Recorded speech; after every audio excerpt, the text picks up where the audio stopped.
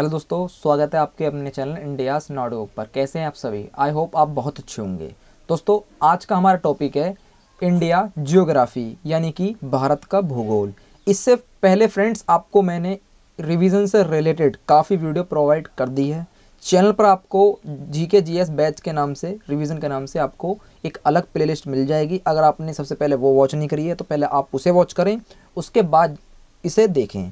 Friends, आपको पता है करंट में मैं इस वक्त आपको जीके जीएस कवर करा रहा हूँ, जिसमें सारे ही टॉपिक आपके कवर कराए जाएंगे। जिसमें फ्रेंड्स आपको टॉपिक स्क्रीन पर दिख रहे हैं।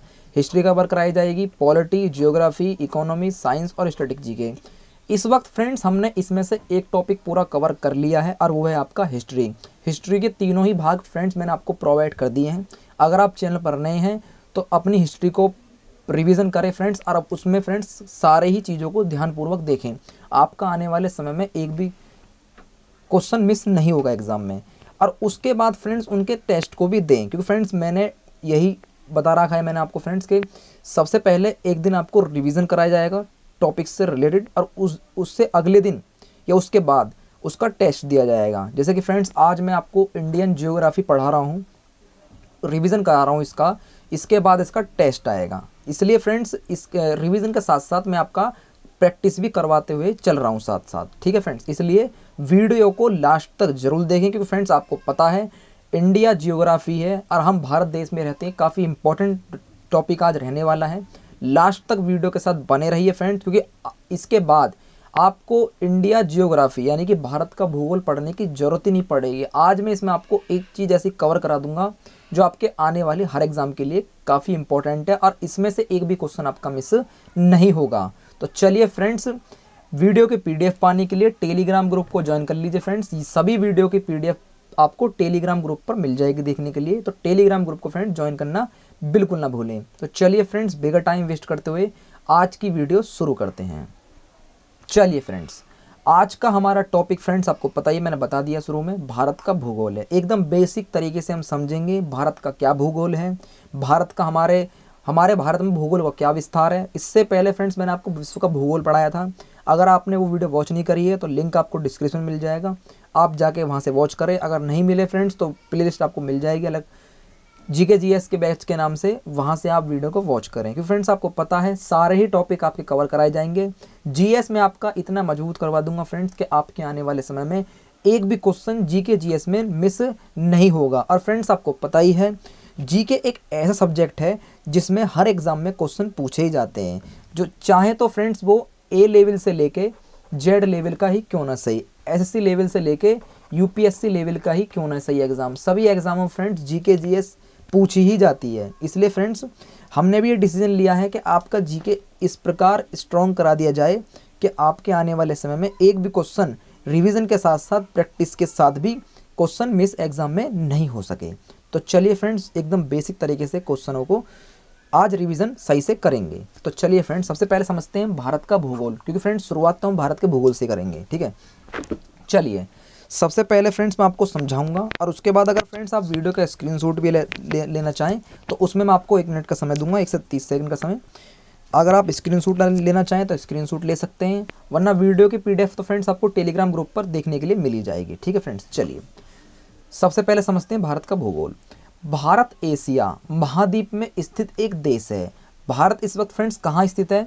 ये एशिया महाद्वीप में स्थित है। ठीक है फ्रेंड्स, ये आप देख रहे हैं, ये अपना पूरा भारत देश ही है। ठीक है फ्रेंड्स, इमेज भी फ्रेंड्स मैं आपको एक पिक्चर भी इसलिए लाता हूँ ताकि आप पिक्चर के अकॉर्डिंग सही से समझ सकें। ठीक है, और फ्रेंड्स एक बात को डीप तरीके से समझते हुए चलें।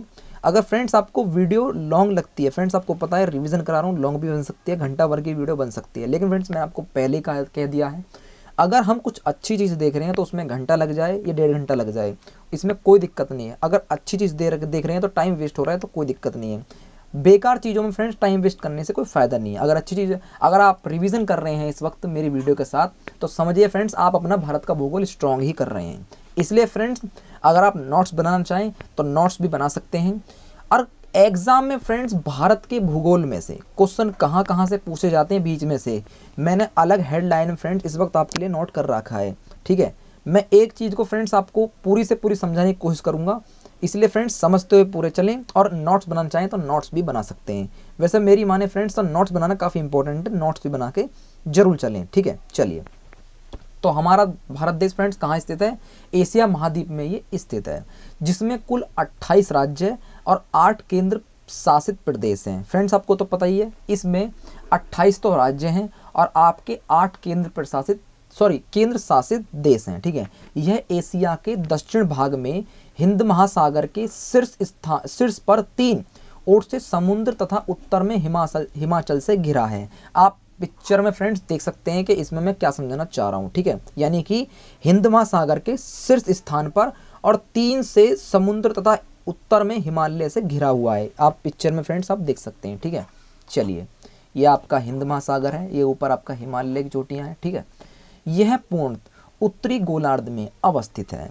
भारत के मुख्य भूभाग का अंशाक्षीय विस्तार 8 डिग्री, कितना है फ्रेंड्स? 8 डिग्री उत्तरी अक्षांश से 37 डिग्री 6 उत्तरी अक्षांश के मध्य है। भारत का देशांतीय विस्तार 68.7 डिग्री 68 डिग्री 7 पूर्वी देशांतर से 97 डिग्री 25 पूर्वी देशांतर के मध्य है।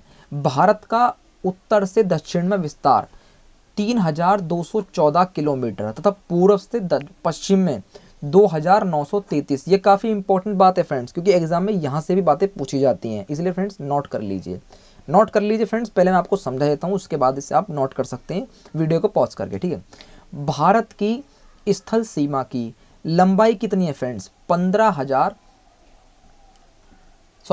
1,51,067 किलोमीटर है। कितनी है फ्रेंड्स? 1,51,067 किलोमीटर, ठीक है फ्रेंड्स। 1,51,067 किलोमीटर इसकी लंबाई है किलोमीटर में। इसके तटीय भाग की लंबाई 7,516.6 किलोमीटर है तथा मुख्य भूमि की तटीय रेखा की लंबाई 6,100 यानी कि 6100 किलोमीटर है। भारत का क्षेत्रफल 32,87,263 वर्ग किलोमीटर यानी कि स्क्वायर किलोमीटर है। ये काफ़ी इंपॉर्टेंट बात है फ्रेंड्स, एग्जाम में पूछी भी जाती है कि भारत का क्षेत्रफल कितना है। तो भारत का क्षेत्रफल फ्रेंड्स आपको पता है 32,87,263 किलोमीटर है। अब आप इसे नोट कर सकते हैं, बात को नोट कर लीजिए फ्रेंड, पहले आप समझिए, उसके बाद मैं आपको 1 मिनट का टाइम दूंगा, वीडियो पॉज कर लेना, उसके बाद इस बात को आप नोट कर सकते हैं। पहले समझते हुए चलिए फ्रेंड, जो मैं समझा रहा हूँ पहले उसे समझें। क्षेत्रफल की दृष्टि से रूस, कनाडा, यूएसए, चीन, ब्राज़ील तथा ऑस्ट्रेलिया 6 ये बड़े देश हैं फ्रेंड, जो नंबर 1 पर आते हैं।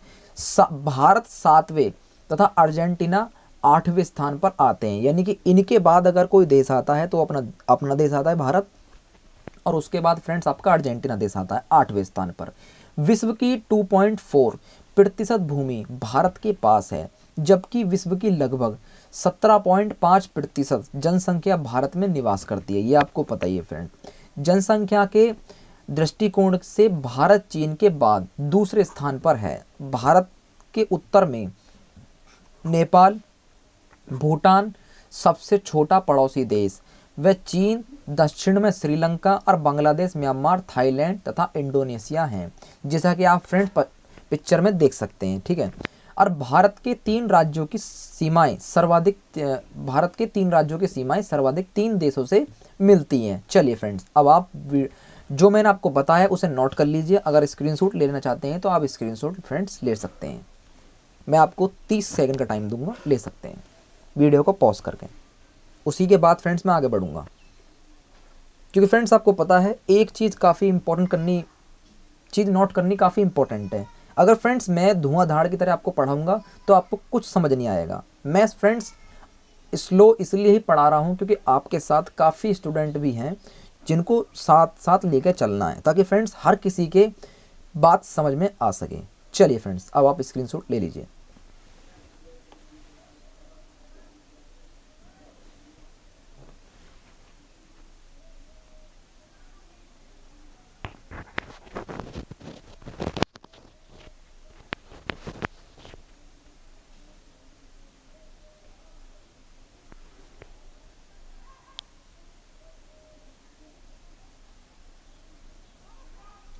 चलिए फ्रेंड्स, आगे बढ़ते हैं अब थोड़ा।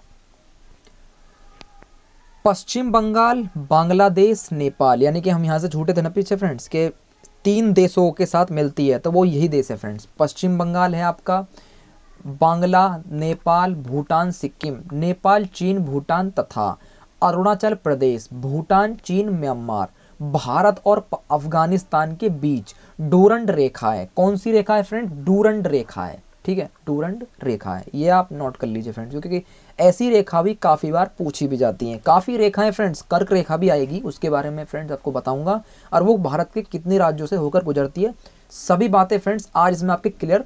जितने अभी आपके डाउट हैं, जितनी आपकी झीलें हैं, जितनी भी आपकी नदियाँ हैं, जो भी आपके भारत के भूगोल में आते हैं क्वेश्चन, सभी आज इसमें सारे ही क्लियर हो जाएंगे। इसलिए फ्रेंड्स जब भी कह रहा हूँ आपसे, वीडियो के एंड तक बने रहे। आज आपका भारत का भूगोल पूरा ही कवर करा दिया जाएगा, और एक भी क्वेश्चन फिर आपका मिस नहीं होगा अगर आप सही से समझते हुए चलेंगे फ्रेंड, ठीक है। जो 1893 में सर डूरंड द्वारा निर्धारित की गई थी, यही रेखा अफगानिस्तान एवं पाकिस्तान की भी सीमा बनाती है। किस किस देश की सीमा बनाती है फ्रेंड्स? ये अफगानिस्तान और पाकिस्तान देश की सीमा बनाती है। भारत एवं चीन की सीमा को मैकमोहन रेखा कहते हैं। ये भी काफ़ी इंपॉर्टेंट है फ्रेंड। क्या कहते हैं? भारत और चीन की सीमा को मैकमोहन रेखा कहते हैं।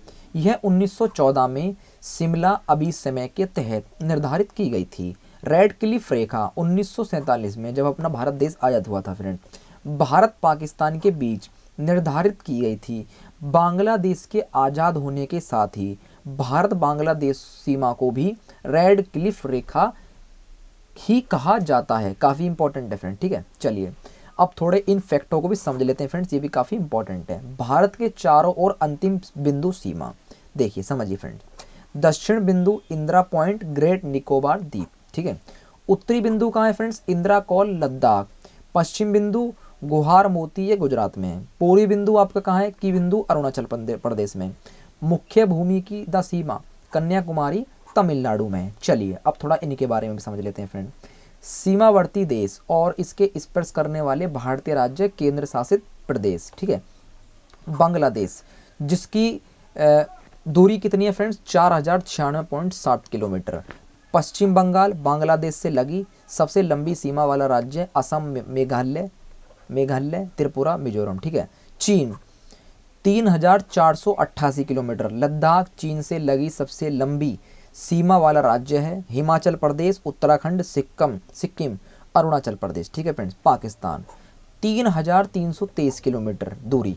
गुजरात, राजस्थान पाकिस्तान से लगी सबसे लंबी सीमा वाला राज्य है।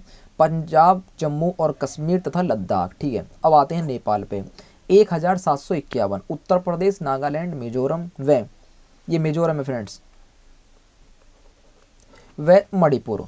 अब आते हैं म्यांमार, 1643 किलोमीटर। अरुणाचल प्रदेश, नागालैंड, मिजोरम व मणिपुर।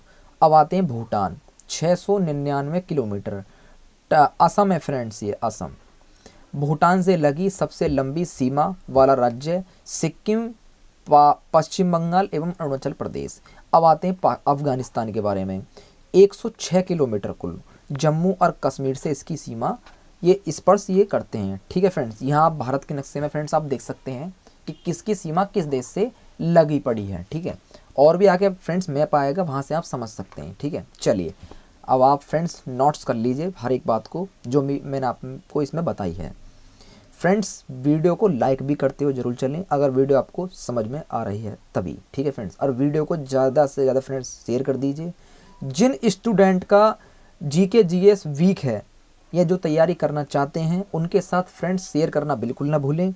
उनके साथ शेयर कर दीजिए कि इंडियाज़ नोटबुक चैनल पर सारी ही जीके जीएस कवर कराई जा रही है एकदम डीप तरीके से, जो कि आपके आने वाले हर एग्ज़ाम के लिए काफ़ी इंपॉर्टेंट है। फ्रेंड्स एक सब्जेक्ट को मैं रिवीजन इसलिए करा रहा हूँ ताकि फ्रेंड्स जीके बहुत बड़ा सब्जेक्ट होता है, और फ्रेंड्स काफ़ी स्टूडेंट इसलिए कन्फ्यूज हो जाते हैं कि इसमें क्या पढ़ें और क्या नहीं। इसलिए फ्रेंड्स मैं उन्हीं बातों को उठा के लाया हूँ आपके लिए जो एग्ज़ाम में पूछी ही जाती हैं जीके जीएस में, ठीक है फ्रेंड। इस रिवीजन के बाद फ्रेंड्स आपका एग्जाम में एक भी क्वेश्चन मिस नहीं होगा अगर आप सही से समझते हुए चले। वीडियो को एंड तक देखेंगे तभी आपको बात समझ में आएंगी फ्रेंड्स। वीडियो को बीच में ही छोड़कर आप निकल जाएंगे तो फ्रेंड्स आपके कुछ भी बात समझ में नहीं आएगी। इसलिए फ्रेंड्स वीडियो को शेयर भी कर दीजिए और वीडियो के लास्ट तक भी फ्रेंड्स बने रहिए।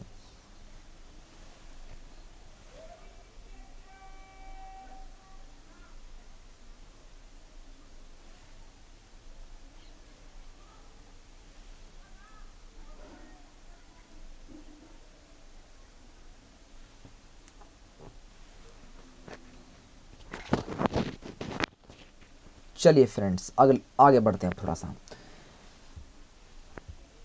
भारत प्रायद्वीप का दक्षिणतम बिंदु कन्याकुमारी है। कौन सा है फ्रेंड्स? कन्याकुमारी। इसमें कैप कामेरीन नाम से भी इसे जाना जाता है। इसे कैप कामेरीन के नाम से भी जाना जाता है। काफ़ी इंपॉर्टेंट है फ्रेंड्स, क्वेश्चन पूछा भी जा सकता है कि कन्याकुमारी को किस नाम से भी जाना जाता है। कैप कामेरीन के नाम से भी इसे जाना जाता है। ठीक है, अब आते हैं फ्रेंड्स कर्क रेखा के बारे में। जैसे कि मैंने आपको पीछे बताया था, इसकी चर्चा भी फ्रेंड्स आगे होगी। तो सो फ्रेंड्स इसकी चर्चा भी अब आपको मैं करवाता हूँ। कर्क रेखा भारत के लगभग बीचों बीच, पिक्चर में फ्रेंड्स आप देख सकते हैं, बिल्कुल भारत के बीचों बीच, एकदम बीचों बीच 8 राज्यों से होकर गुजरती है। और वो 8 राज्य फ्रेंड्स कौन कौन से हैं? पहला आपका गुजरात है। कौन सा है फ्रेंड्स? पहला आपका गुजरात है, दूसरा आपका राजस्थान है, तीसरा मध्य प्रदेश है, चौथा छत्तीसगढ़ है, पांचवा झारखंड है, छठा आपका पश्चिम बंगाल है, सातवां आपका त्रिपुरा है और आठवां आपका मिजोरम है। अगर फ्रेंड्स नोट जरूर बनाएं, क्योंकि फ्रेंड्स ये काफ़ी इम्पोर्टेंट बात है और फ्रेंड्स ये बात काफ़ी एग्जाम में रिपीट भी हो चुकी है। राज्यों के नाम भी पूछ लिए जाते हैं और कभी कभी फ्रेंड्स कर्क रेखा के बारे में पूछ लिया जाता है कि भारत के कितने राज्यों से होकर गुजरती है। तो दिमाग में फ्रेंड्स आप फिट कर लीजिए, 8 राज्यों से होकर गुजरती है। और राज्य आप नोट कर लेना फ्रेंड्स, पहले मैं आपको समझा देता हूँ। ठीक है, होकर ये गुजरती है। भारत का मानक समय IST इलाहाबाद के निकट नैनी से गुजरने वाली 821/2 या 82.5 पूर्वी देशांतर रेखा को माना गया है, जो ग्रीनविच समय GMT से 5 घंटा 30 मिनट आगे होती है। कितना फ्रेंड्स? 5 घंटा 30 मिनट ये आगे होती है। यह 5 राज्य से होकर गुजरती है। उत्तर प्रदेश, मध्य प्रदेश, छत्तीसगढ़ और आपका उड़ीसा और आंध्र प्रदेश के होकर ये गुजरती है। ठीक है फ्रेंड, ये भी बात हम नोट करना। भारतीय उपमहाद्वीप में सम्मिलित देश भारत, पाकिस्तान, बांग्लादेश, नेपाल व भूटान है। भारत के 2 राज्यों की सीमाएं केवल एक राज्य से मिलती है, मेघालय असम से तथा सिक्किम पश्चिम बंगाल से। तेलंगाना भारत का 29वां राज्य है। पहले फ्रेंड्स तेलंगाना 29वां राज्य था, पर अब तेलंगाना राज्य नहीं है, वो एक राजधानी बन चुकी है। ठीक है, इसलिए वर्तमान में फ्रेंड्स अब 28 राज्य हो चुके हैं। ठीक है, मैंने फ्रेंड्स जानकारी के लिए मैं आपको बता दिया है, क्योंकि एग्जाम में पूछा भी जा सकता है कि 29वां राज्य कौन सा था, तो तेलंगाना ही था। इसका गठन जो हुआ था फ्रेंड्स, वो आपका 2 जून 2014 को हुआ था और इसकी सीमा आंध्र प्रदेश, महाराष्ट्र, कर्नाटक एवं छत्तीसगढ़ से मिलती है। मैप में आप जरूर देखना फ्रेंड्स। ठीक है, और क्षेत्रफल की दृष्टि से राजस्थान भारत का सबसे बड़ा राज्य है फ्रेंड्स।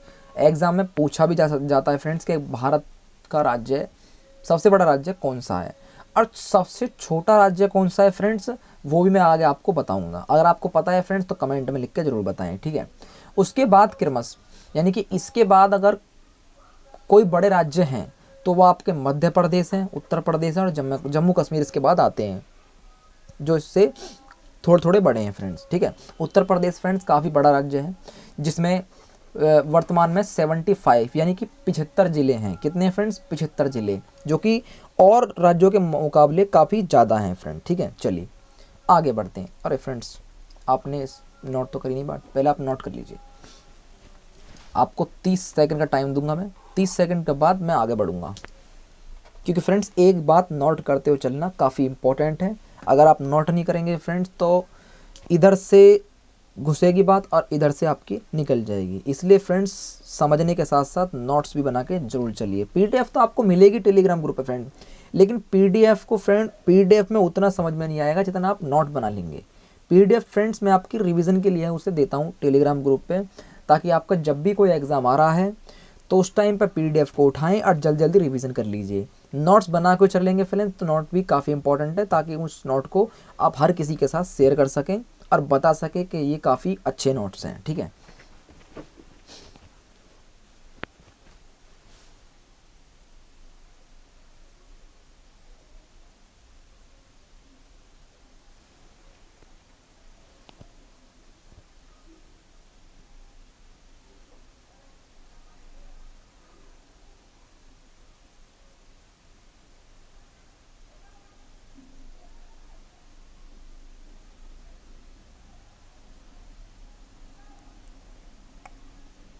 चलिए फ्रेंड्स आगे बढ़ते हैं थोड़ा सा।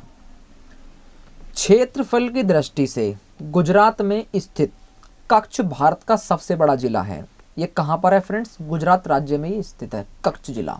ये भारत का सबसे बड़ा जिला माना जाता है फ्रेंड्स, क्योंकि अगर भारत में सबसे बड़ा कोई जिला है तो वो गुजरात राज्य में है और कच्छ नाम से जाना जाता है। ठीक है, उसके बाद लेह एवं जैसलमेर है। ठीक है, और जनसंख्या की दृष्टि से गोवा भारत का सबसे छोटा राज्य माना जाता है फ्रेंड्स। सबसे बड़ा राज्य कौन सा है फ्रेंड्स? राजस्थान। और सबसे छोटा राज्य जो है आपका वो गोवा है। गोवा आप देख सकते हैं फ्रेंड्स, वो समुद्र के तट पर यहाँ पर आपका पाया जाता है। कहाँ पर पाया जाता है? यहाँ पर। और राजस्थान इस जगह आपका पाया जाता है। उत्तर प्रदेश इसमें। मैप देख लेना फ्रेंड्स, आप मैप में आप सब जगह आप सारे राज्य आपको दिख जाएंगे कि कौन सा राज्य कहाँ पर मैप में भारत के राज्य नक्शे में कहाँ पर स्थित है। और वर्तमान में फ्रेंड्स आपकी जानकारी के लिए मैं बता देता हूँ, गोवा राज्य में कुल 2 ही जिले हैं वर्तमान में, इसलिए इसे छोटा राज्य कहा जाता है। ओनली 2 जिले, 2 डिस्ट्रिक्ट। ठीक है, 2 ही जिले वर्तमान में गोवा राज्य में स्थित हैं। ठीक है, और क्षेत्रफल की दृष्टि से अंडमान निकोबार द्वीप समूह बड़ा तथा लक्षद्वीप सबसे छोटा संघ शासित प्रदेश है। यह भी काफी इंपॉर्टेंट है फ्रेंड्स, नोट करना। केंद्र शासित प्रदेश पुडुचेरी का फैलाव भारत के 3 राज्यों में है। ठीक है, तमिलनाडु में कलाइकल तथा पुडुचेरी में, आंध्र प्रदेश में यनम तथा केरल में माहे है। ठीक है, और जनसंख्या की दृष्टि से दिल्ली सबसे बड़ा तथा लक्षद्वीप सबसे छोटा संघ शासित प्रदेश है। उत्तर प्रदेश की सीमा सबसे अधिक 8 राज्यों को स्पर्श करती है। उत्तराखंड, हिमाचल प्रदेश, हरियाणा, राजस्थान, मध्य प्रदेश, छत्तीसगढ़, झारखंड, बिहार। ठीक है, भारत की प्रादेशिक समुद्री सीमा तट रेखा से 12 समुद्री नॉटिकल मील की दूरी तक है। ठीक है फ्रेंड्स, यहाँ भारत को संपूर्ण अधिकार प्राप्त है। ठीक है, और तट रेखा से 24 समुद्री नॉटिकल मील की दूरी तक को संलग्न क्षेत्र कहते हैं। इस क्षेत्र में भारत को राजकोषीय अधिकार, सीमा शुल्क से संबंधित अधिकार, प्रदूषण नियंत्रण तथा अप्रवासी कानून लागू करने का अधिकार है। अन्य आर्थिक क्षेत्र एक्सक्लूसिव इकोनॉमिक जोन तट रेखा से 200 समुद्री कितना फ्रेंड 200 समुद्री नॉटिकल मील की दूरी तक है। और कोरी कीक कच्छ के रन में ये सर कीक के दक्षिण पूर्व में अवस्थित एक दलदली क्षेत्र है। सर कीक भारत पाकिस्तान सीमा का विवाहित हिस्सा है जो गुजरात के कच्छ के रन में अवस्थित है। भारत के स्थलाकृतिक मानचित्र का निर्माण भारतीय सर्वेक्षण विभाग करता है और इसकी स्थापना कब हुई फ्रेंड्स? 1767 में इसकी स्थापना हुई फ्रेंड्स। चलिए फ्रेंड्स अब आप नोट कर सकते हैं।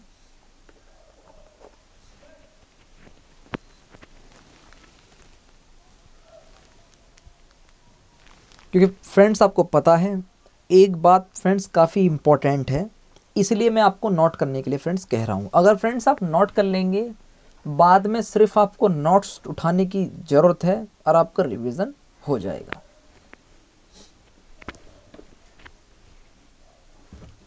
इसलिए फ्रेंड्स एक बात को डीप तरीके से समझते हुए चलें। अगर फ्रेंड्स आप डीप तरीके से समझते हुए नहीं चलेंगे तो फ्रेंड्स आपके बात समझ में नहीं आएगी। क्योंकि आपको पता है फ्रेंड्स जीके एक ऐसा सब्जेक्ट है जिसमें हर एक बात को समझना ही पड़ता है, क्योंकि फ्रेंड्स इसमें सिर्फ दिमाग का ही खेल होता है।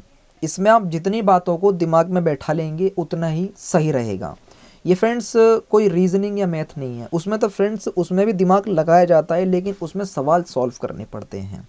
ये एक ऐसा सब्जेक्ट है फ्रेंड्स जिसमें दिमाग भी लगाना पड़ता है और दिमाग में बैठानी भी पड़ती है बात, तभी फ्रेंड्स ये हर एक बात आपको सही से नोट हो जाएंगी।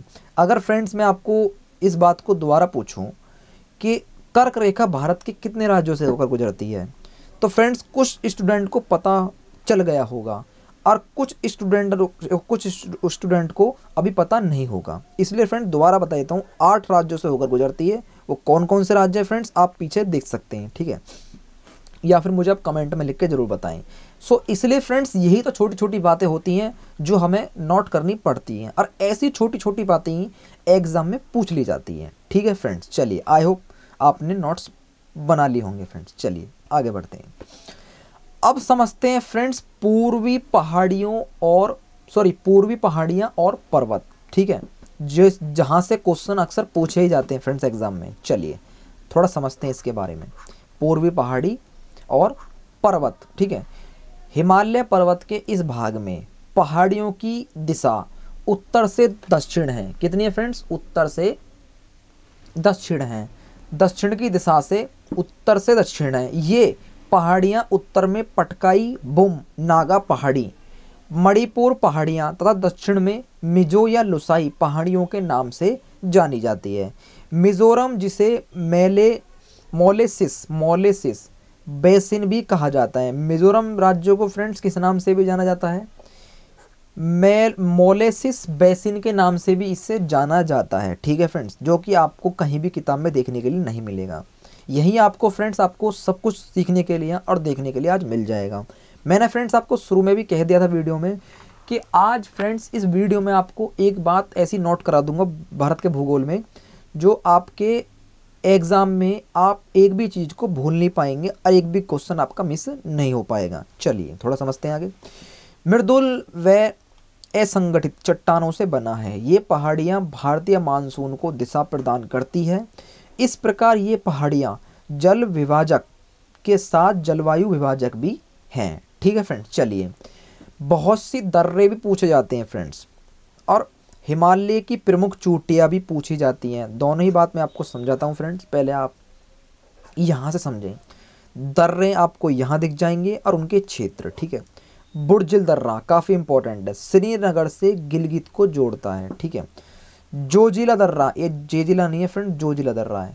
ठीक है, श्रीनगर को लेह व लद्दाख से जोड़ता है। राष्ट्रीय राजमार्ग डीवी है यहाँ पर। ठीक है, बड़ा लाचा ला हिमाचल प्रदेश फ्रेंड, हिमाचल प्रदेश को कश्मीर से जोड़ता है। नीति दर्रा उत्तराखंड में स्थित दर्रा है। और आपका माना दर्रा उत्तराखंड में स्थित है। मोटर वाहन योग्य विश्व का सर्वोच्च दर्रा ये माना जाता है। अब आता है आपका लिपुर लेक दर्रा। क्या आता है फ्रेंड्स? आपका लिपू लेक दर्रा। ठीक है, उत्तराखंड में स्थित है, जो मानसरोवर यात्रा का मार्ग है। अब है आपका नाथुला, सिक्किम में स्थित दर्रा, जो दार्जिलिंग चुंबी घाटी तथा तिब्बत को जोड़ता है। अब आता है आपका लास्ट जैलेपला, सिक्किम राज्य में स्थित दर्रा, जो कालिंपोंग दार्जिलिंग के निकट से लहासा को जोड़ता है। तीस्ता नदी इसी दर्रे से होकर गुजरती है। ठीक है फ्रेंड्स, अब समझते हैं हिमालय की प्रमुख चोटियाँ। सबसे ऊंची जो चोटी है फ्रेंड्स वो आपकी ऊपर दिख जाएगी, और लास्ट में आपको सबसे छोटी चोटी दिखेगी। ठीक है, चलिए तो सबसे पहले आती है आपकी माउंट एवरेस्ट। क्या आती है? Mount Everest. मैं एवरेस्ट लिखना भूल गया हूँ फ्रेंड्स, इसके लिए माफ़ी चाहता हूँ। अगर आप माउंट समझ रहे हैं तो फ्रेंड्स इसके पीछे एवरेस्ट तो लगेगा ही। ठीक है, ये नेपाल देश में स्थित है। इसकी ऊंचाई कितनी है फ्रेंड्स? 8,848 किलोमीटर। ठीक है, उसके बाद आता है आपका कंचनजंगा, जो भारत और नेपाल के बीच में पाया जाता है। ठीक है, इसकी लंबाई है मीटर में, ऊंचाई 8,586। कितनी है फ्रेंड्स? 8,586। उसके बाद आता है आपका मकालू। क्या आता है? मकालू नेपाल में स्थित है। ऊंचाई इसकी 8,481 है। ठीक है, उसके बाद आता है फ्रेंड्स आपका धौलागिरी। क्या आता है आपका?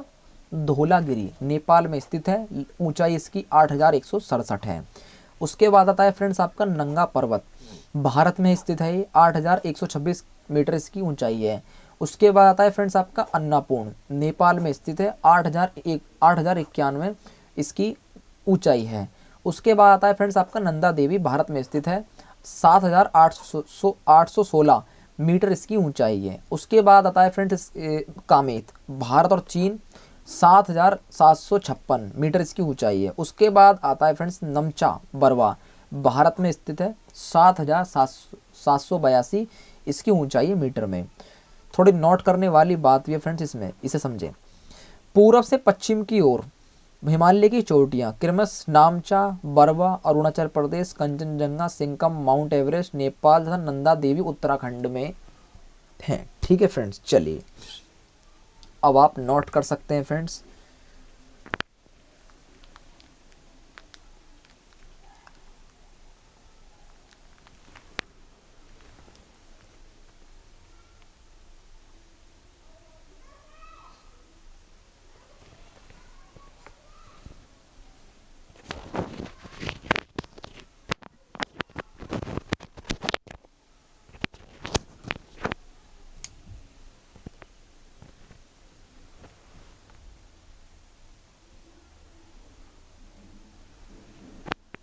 चलिए फ्रेंड्स आगे बढ़ते हैं अब थोड़ा।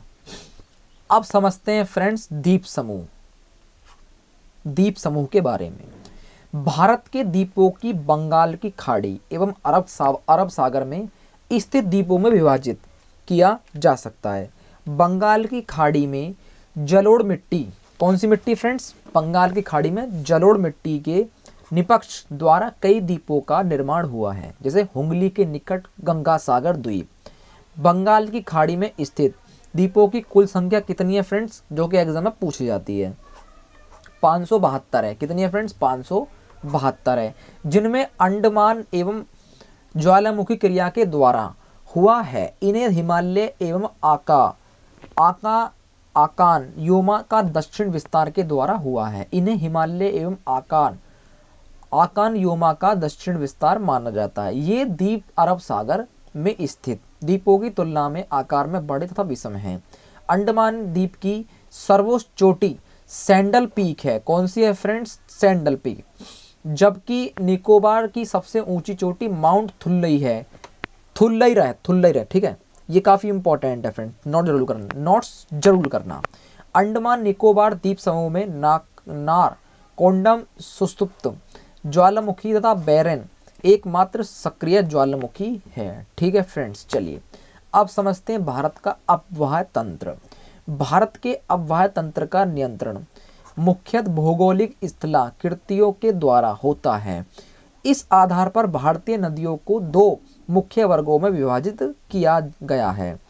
पहला कौन सा है आपका? हिमालय की नदियां हैं। दूसरा आपका प्रायद्वीपीय नदियां। हिमालय की अधिकांश नदियां बारहमासी, इनमें वर्ष भर जल उपलब्ध रहता है, क्योंकि इन्हें वर्षा के अतिरिक्त ऊंचे पर्वतों को काटकर गाड़जों का निर्माण किया है। ठीक है फ्रेंड्स, चलिए थोड़ा इस चार्ट के बारे में भी समझ लेते हैं। बूमला और अरुणाचल प्रदेश, ठीक है। तुर्जु दल्ला कहाँ है आपका? मणिपुर में। बनिहाल कहाँ है आपका? जम्मू कश्मीर को श्रीनगर से जोड़ता है, इसे कश्मीर घाटी का द्वार कहते हैं। जवाहर सुरंग इसी पर स्थित है, NH-44। पीर पंजाल दर्रा जम्मू एवं कश्मीर को जोड़ता है।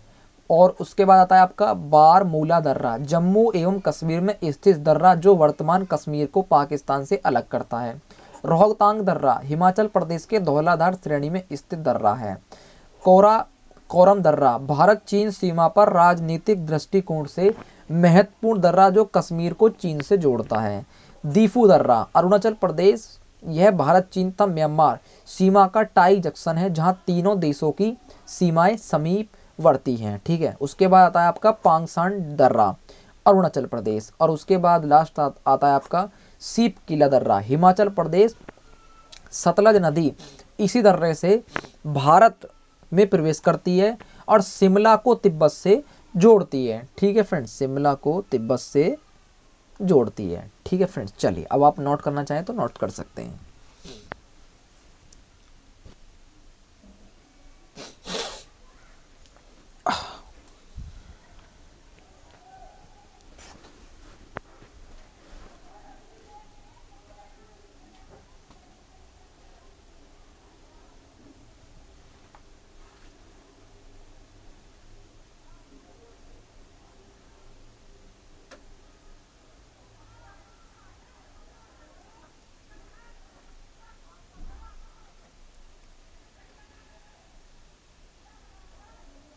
चलिए फ्रेंड्स आगे बढ़ते हैं। अभी थोड़ा ये खत्म नहीं हुआ है फ्रेंड्स, थोड़ा सा और बच रहा है, इसे भी खत्म करते हैं। ये नदियां अपनी पर्वतीय मार्ग, युवा व्यवस्था के साथ वी आकार की घाटियाँ, क्षी प्रक्रियाएं व जल प्रपात का निर्माण करते हुए मैदानी भाग में प्रवेश करने के उपरांत अनेक स्थलाकृतियां तथा समतल घाटियां, गोकुल झील बाढ़ कृत मैदान, गुफिल वाहिकाएं तथा डेल्टा का निर्माण करती है। अधिकांश प्रायद्वीपीय नदियां मौसमी हैं क्योंकि इनका प्रभाव वर्षा पर निर्भर करती है, जबकि कुछ नदियां जैसे गोदावरी, कृष्णा जो विशाल अपवाह्य क्षेत्र वाली नदियां हैं, वर्ष भर बहती हैं। ये वर्ष भर बहती हैं फ्रेंड्स, ये कभी नहीं रुकती, यानी कि साल भर ये बहती हैं नदियां, क्योंकि ये नदियां ऊपरी जल ग्रहण क्षेत्र में दक्षिण पश्चिम मानसून से तथा निम्न क्षेत्रों में उत्तर पूर्वी मानसून से वर्षा का जल प्राप्त करती हैं। प्रायद्वीपीय पठार पर पश्चिम की ओर बहने वाली नदियां ज्वारन दमुख एस्चुरी का निर्माण करती हैं फ्रेंड्स। ये आपने कई बार एग्जाम में पढ़ा होगा या फिर किताबों में पढ़ा होगा फ्रेंड्स, ठीक है। एस्चुरी का ये निर्माण करती हैं। ताप्ती एवं नर्मदा एवं ताप्ती के अलावा शरावती, मांडली, ज्वारी, भरत पूंजा, पेरियर तथा पंबा आदि नदियां पश्चिम अरब सागर की ओर प्रभावित करती हैं। प्रायद्वीपीय नदियों का उत्तर से दक्षिण की ओर कम महानदी गोदावरी, कृष्णा, पेन्नार, कावेरी एवं वेंगई है। प्रायद्वीपीय पठार की मुख्य नदियां जैसे महानदी और आपका गोदावरी, कृष्णा, कावेरी पूर्व की ओर बहती हैं तथा बंगाल की खाड़ी में गिरने से पूर्व डेल्टा का निर्माण करती है। अब आप समझ गए होंगे फ्रेंड्स कि कौन सी नदियां कहाँ गिरती हैं और किसका निर्माण करती हैं, ठीक है। नदियां जब डेल्टा ने बनाकर सीधे समुद्र में मिल जाती हैं तब एस्चुरी का निर्माण माही, ताप्ती, नर्मदा, मांडी आदि नदियां एस्चुरी बनाती हैं, ठीक है फ्रेंड्स। अब आप समझ गए होंगे फ्रेंड्स सुनने में तो फ्रेंड्स आपको एक बोरिंग सा लेक्चर ही लग रहा होगा, लेकिन फ्रेंड्स अगर आप इसे डीप तरीके से समझते हुए चलेंगे तो फ्रेंड्स आपको एक भी बात बोरिंग नहीं लगेगी, अगर फ्रेंड्स सही से आप समझते चलेंगे। फ्रेंड्स अगर आपका भी दिमाग बोरिंग में है तो फ्रेंड्स अभी आप अपने दिमाग को रिलैक्स करें और इस वीडियो को दोबारा फिर से देख लें।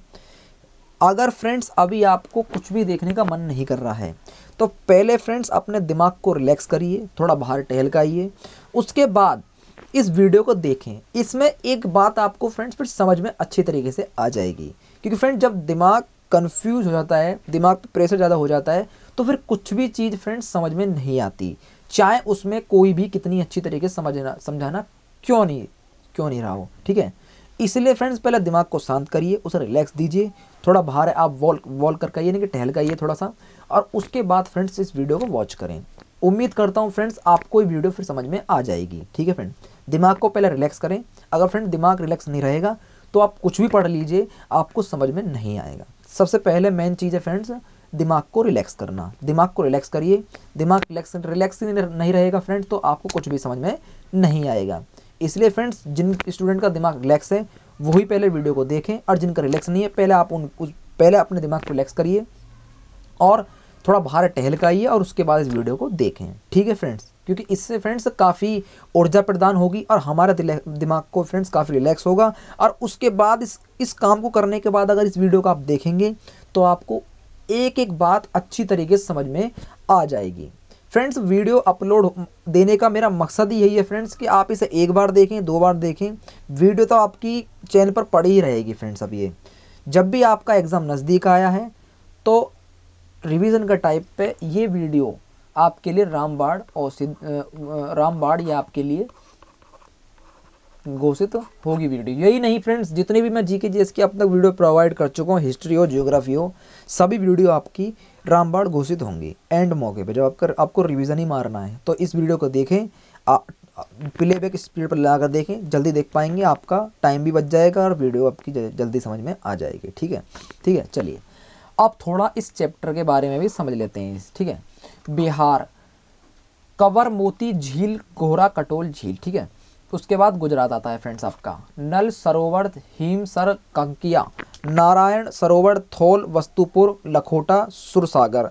हिमाचल प्रदेश बिरगू, दासिर, घनकर, करेरे, खजियार, मछेल, पौंग, महाराणा प्रताप सागर, मणि महेश, नाको, पंदे, पिरसर, रेणुका, नेहरू, कुंड, रेवालसर, सूरजताल, चंद्रताल, ठीक है। जम्मू कश्मीर डल, वुलर, मानसबल, सुरिनसर, मानसर, तोंडीताल, रूपकुंड और आपका वासु की ताल, मालाताल और खुरपताल, ठीक है।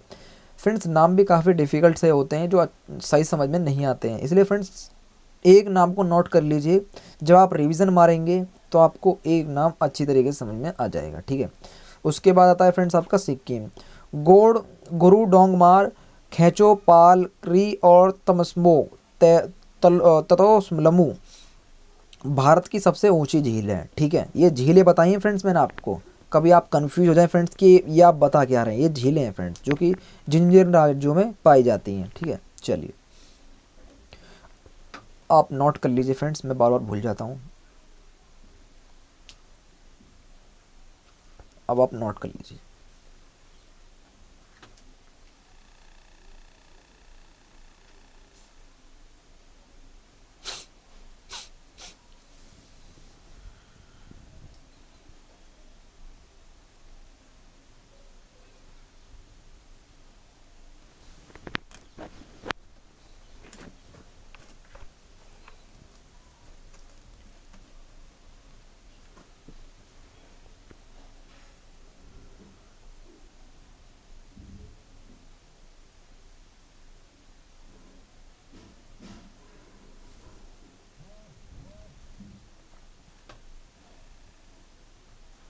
चलिए फ्रेंड्स आगे बढ़ते हैं थोड़ा।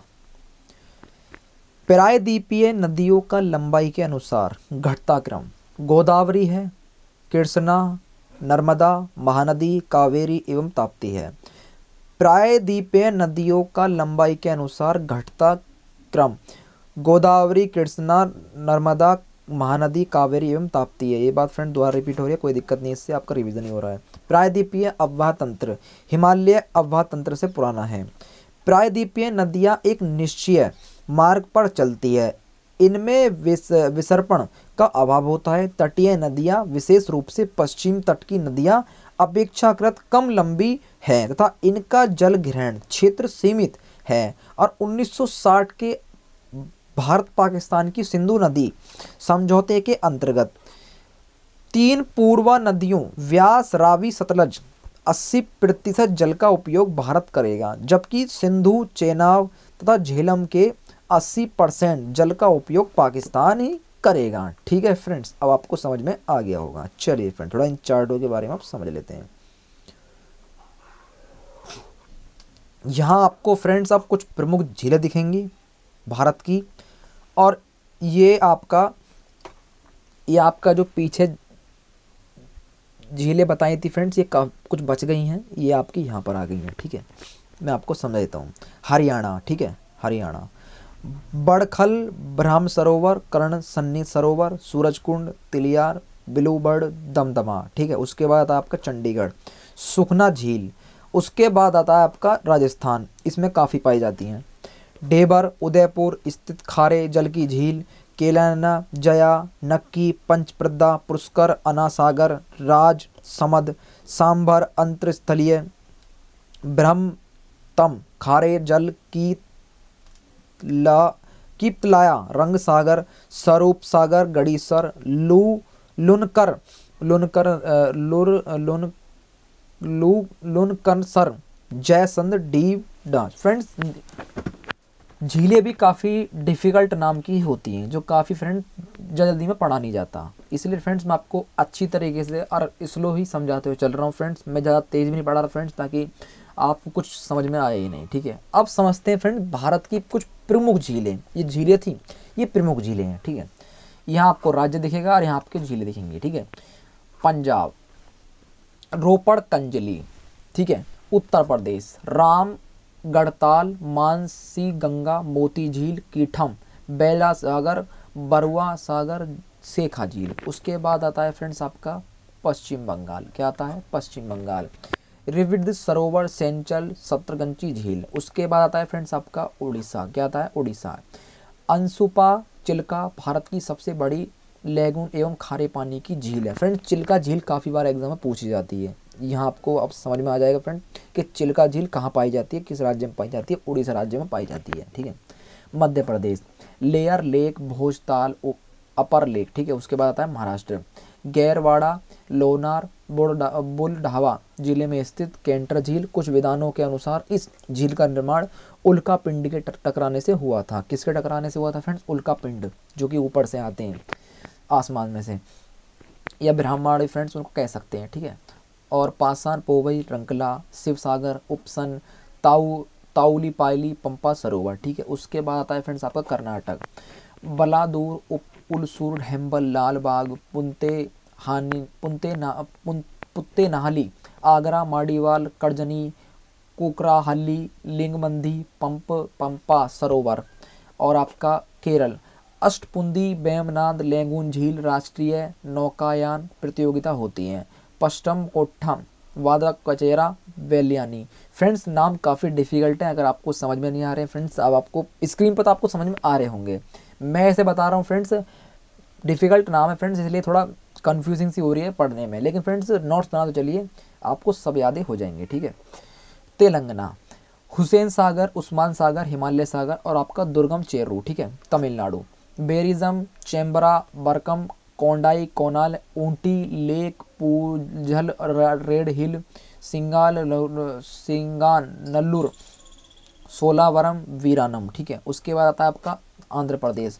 कोलेरू, पुलिकट, श्री हरिकोटा द्वीप। हरिकोटा भी फ्रेंड्स काफ़ी बार पूछा जाता है। द्वीप, सतीश धवन अंतरिक्ष केंद्र यहाँ स्थित है, ठीक है, जहाँ से फ्रेंड्स हर एक मिसाइल का वो होता है, मैंने आपको करंट अफेयर में बताया था, ठीक है। असम, दीपोर व्हील, चंदूबी, हाफलांग, सोनबील, चप नाला। अरुणाचल प्रदेश, संगीत सर, माधुरी, नागालैंड। सिलोई, त्रिपुरा। रुद्रसागर, मिजोरम। पलक दील, दमदील और रुगदिल। और मणिपुर है आपका लोकटम, और आपका केबुई, लाजमाओ नेशनल पार्क और उन्दे, ये भी मेघालय में ही पाई जाती हैं, ठीक है फ्रेंड्स। चलिए अब आप नोट कर सकते हैं एक बात को भी, हर एक बात को।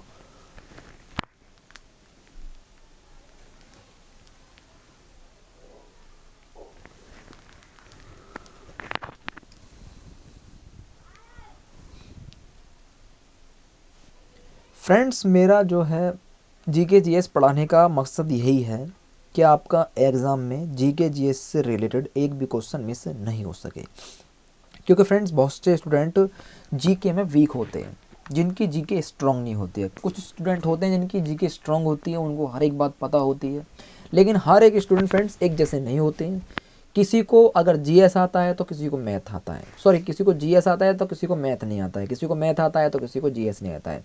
यानी कि ये कह सकते हैं फ्रेंड्स हर कोई स्टूडेंट किसी ना किसी सब्जेक्ट में वीक होता है। सो इसलिए फ्रेंड्स उसी वीकनेस को स्ट्रॉन्ग बदलने के लिए मैंने डिसीजन लिया है कि आपका हर एक जीके जीएस में जितने भी टॉपिक आते हैं, स्क्रीन पर आपने फ्रेंड्स शुरू में देखा होगा, सभी टॉपिक को आपको कवर कराऊंगा, और आपका आने वाले एग्ज़ाम में एक भी क्वेश्चन मिस ना हो, ऐसे कंटेंट में लेकर आऊँगा, ठीक है फ्रेंड्स। वीडियो के साथ बने रहिए, चैनल को शेयर कर दीजिए, और आने वाले समय में फ्रेंड्स इस चैनल पर आपका अच्छा रिस्पॉन्स रहा तो इस चैनल पर फ्रेंड्स आपको इम्पॉर्टेंट वीडियो ही देखने के लिए मिलेंगी, जो कि आपके अपकमिंग एग्ज़ाम के लिए काफ़ी इम्पोर्टेंट रहेंगी। चलिए फ्रेंड्स आगे बढ़ते हैं। अब ये ख़त्म नहीं हुआ है फ्रेंड्स, पहले इसे ख़त्म करते हैं। गोविंद बल्लभ पंत सागर उत्तर प्रदेश एवं मध्य प्रदेश की सीमा पर हिंद नदी पर बनी भारत की सबसे कृत्रिम झील है। वुलर झील झेलम नदी द्वारा पोषित एक गोखुर झील है। यह भारत में मीठे पानी की सबसे बड़ी झील है। तुलबुल परियोजना इसी पर है। वेमनाद भारत की सबसे लंबी झील है। इसमें वेंगिंडन द्वीप स्थित है। दूध सागर जल प्रताप गोवा और कर्नाटक की सीमा पर मांडवी नदी पर स्थित है, ठीक है फ्रेंड्स। चलिए अब समझते हैं फ्रेंड्स भारत की जलवायु। ये जलवायु नहीं है फ्रेंड्स, जलवायु है, मैं वो लगाना भूल गया हूँ, इसके लिए माफ़ी चाहता हूँ, ठीक है। भारत की जलवायु की मानसूनी जलवायु माना जाता है, यानी कि भारत की जो जलवायु है उसे मानसूनी जलवायु कहा जाता है। मानसूनी शब्द की उत्पत्ति अरबी शब्द मौसम से हुई है। किससे हुई है फ्रेंड्स? अरबी शब्द से हुई है। मौसम, अरबी शब्द में मौसम शब्द से हुई है, जिसका अर्थ है पवनों की दिशा का मौसम के अनुसार परिवर्तित हो जाना। भारत में हिंद महासागर से चलने वाली पवनों की दिशा में ऋतुवत परिवर्तन होता है। भारत की जलवायु को ऋतुचक्र के द्वारा आसानी से समझा जा सकता है। यहाँ वर्ष में 4 प्रमुख ऋतुएं होती हैं। कौन कौन सी होती है फ्रेंड्स? आपकी पहली आपकी ग्रीष्म ऋतु, दूसरी आपकी वर्षा ऋतु, तीसरी आपकी शरद ऋतु और चौथी आपकी शीत ऋतु। यानी कि ये मौसम की ऋतु हैं फ्रेंड्स। आपको पता ही है फ्रेंड्स, हर एक मौसम में हर एक ऋतु आपको देखने की मिलती है। ठीक है, यही आपको समझाने की कोशिश मैं कर रहा हूँ। ठीक है, कुछ महीनों में वर्षा होती है फ्रेंड्स लगातार, कुछ महीनों में काफ़ी गर्मियाँ होती हैं, कुछ महीनों में शीतलहर चलती है और कुछ महीनों में काफ़ी सर्दियाँ पड़ती है। और वो महीने कौन कौन से हैं फ्रेंड्स? आपको पता ही होगा।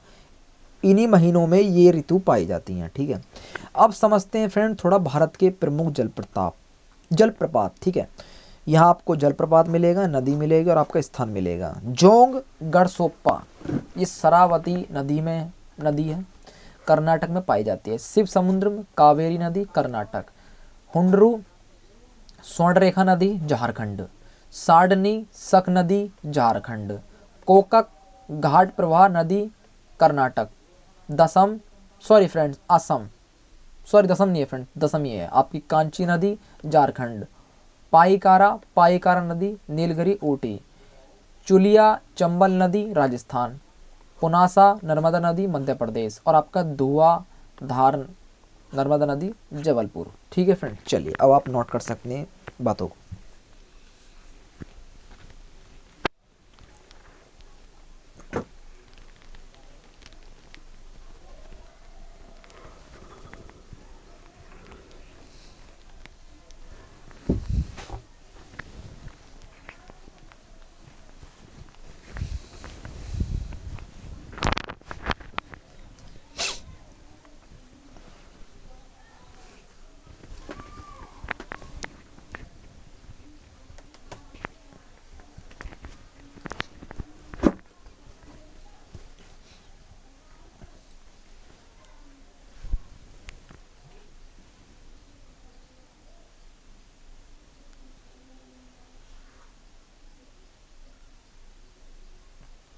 चलिए फ्रेंड्स आगे बढ़ते हैं थोड़ा सा।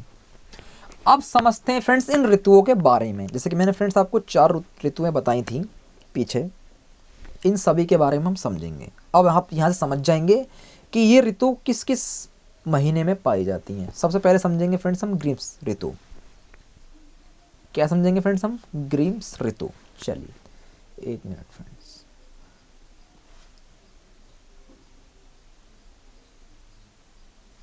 ग्रीष्म ऋतु मार्च से मई तक, ये कौन से महीने से पाई जाती है? यानी कि जो महीना अब चल रहा है ना फ्रेंड्स, मार्च से लेकर ये मई के महीने के सूर्य उत्तरायण होने से भारत में तापमान बढ़ जाता है। आपको पता ही है फ्रेंड्स, गर्मी का मौसम अब स्टार्ट होने वाला है, तो यहाँ पर तापमान बढ़ जाता है। और इसी मौसम से लेके यानी कि मार्च से लेके मई तक ग्रीष्म ऋतु पाया जाता है। इस समय संपूर्ण उत्तर भारत में तेज गर्म एवं शुष्क हवाएं चलती हैं। ये आपको पता ही है फ्रेंड्स, शुष्क हवाएं यानी कि गर्म हवाएं चलती हैं जो लू के नाम से जानी जाती हैं। आपको पता ही है फ्रेंड्स, बहुत से लोग गर्म हवा तो कहते नहीं हैं। अगर गांव में आप जाएंगे तो वहाँ बहुत से लोग इसी बात को कहते हैं कि अभी लू चल रही है। तो लू का मतलब शुष्क एवं गर्म हवाएं कहते हैं, लू का मतलब। ठीक है, नाम से जानी जाती है। इस ऋतु में तूफान के साथ तेज हवाएं, मूसलाधार वर्षा और ओले पड़ते हैं, जिन्हें मानसून पूर्व की वर्षा कहा जाता है। ठीक है फ्रेंड, अब समझते हैं वर्षा ऋतु। मध्य जून से सितंबर तक वर्षा ऋतु का समय रहता है। आपको पता है फ्रेंड, जून से लेकर सितंबर तक आपका वर्षा ऋतु का ही समय होता है। इस समय आपकी वर्षा होती है। ठीक है, काफ़ी इस महीने से लेके सितंबर महीने तक, जून महीने से लेके सितंबर महीने तक आपकी वर्षा ही होती है। चाहे आपकी 2 बार हो 3 बार हो, लेकिन होती है। महीने फ्रेंड्स वर्षा के निकलते हैं। ठीक है, इस समय उत्तर भारत में अतः उष्णकटिबंधीय अभिसर क्षेत्र ITZC के शिवालिंग तक पहुंचने के कारण निम्न वायुदाब का क्षेत्र बन जाता है, जिसे मानसून गर्त थ्रोप कहा जाता है। इस गर्त को भरने हेतु हिंद महासागर की समुद्री पवनें, जिन्हें दक्षिण पश्चिमी पवन कहा जाता है, का उत्तर पूर्व दिशा की ओर भारत में प्रवेश होता है। भारत में ग्रीष्मकालीन मानसून के इस आगमन को मानसूनी प्रस्फुटन कहा जाता है। भारत में सर्वाधिक वर्षा इसी दक्षिण पश्चिम मानसून से होती है। भारत में मानसून का प्रवेश जून के प्रथम सप्ताह में केरल में तथा जुलाई तथा संपूर्ण भारत में हो जाता है। भारत की प्रायद्वीपीय आकृति के कारण दक्षिण पश्चिम मानसून दो शाखाओं में बंट जाता है। फ्रेंड्स, आप पिक्चर में देख सकते हैं कुछ इस टाइप से ही ये ऋतुओं का निर्माण होता है। ठीक है फ्रेंड्स, चलिए अब आप नोट कर सकते हैं बातों।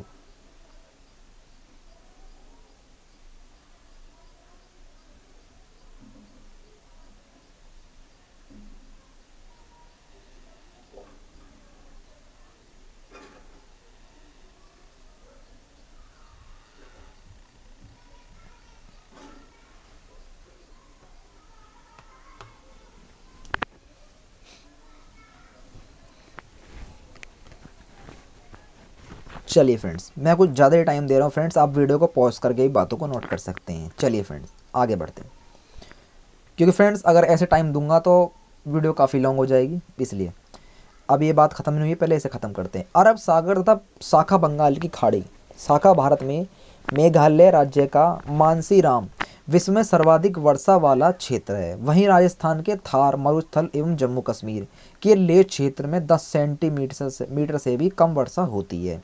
लेह फ्रेंड्स भारत में सबसे कम वर्षा वाला स्थान है। पश्चिम घाट के पूर्वी ओर होने के कारण पुणे वृष्टि छाया प्रदेश की श्रेणी में आता है, जहां बहुत कम वर्षा होती है। यहां पर फ्रेंड्स काफ़ी कम वर्षा होती है, बहुत कम, ना के बराबर। जबकि उसके ठीक पश्चिम घाट के पश्चिमी छोर महाबलेवर में पर्याप्त मात्रा में वर्षा होती है। तमिलनाडु के कोरोमंडल तट की अवस्थिति दक्षिण पश्चिम मानसून की दिशा के समान तथा तमिलनाडु के आंतरिक भागों के वृष्टि छाया क्षेत्र में होने के कारण यह क्षेत्र दक्षिण पश्चिम मानसून से वर्षा प्राप्त कर पाता है। उत्तरी भारत में पूर्व से पश्चिम की ओर वर्षा में कमी आती है फ्रेंड। ठीक है, अब समझते हैं फ्रेंड्स शरद ऋतु। ठीक है, जब सर्दियों का आगमन होता है। वर्षा के बाद शरद ऋतु का आगमन होता है, जिसका समय अक्टूबर से मध्य दिसंबर तक होता है। इसे लौटता हुआ निवर्तन मानसून का मौसम भी कहा जाता है। उत्तर भारत में इस समय में प्राय वर्षा नहीं होती, लेकिन बंगाल की खाड़ी में कई चक्रवातीय तूफान विकसित होते हैं। ठीक है फ्रेंड्स,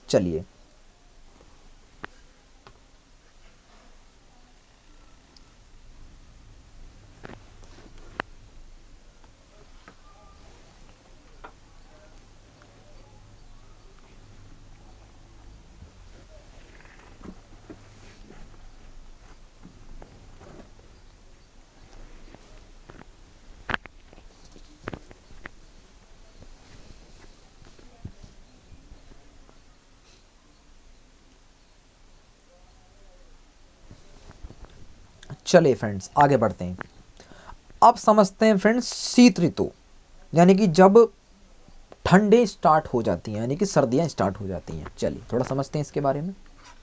शीत ऋतु, इसका काल मध्य नवंबर से फरवरी तक माना जाता है, जब सर्दियां स्टार्ट हो जाती हैं। इसमें सूर्य की स्थिति दक्षिणायन हो जाती है।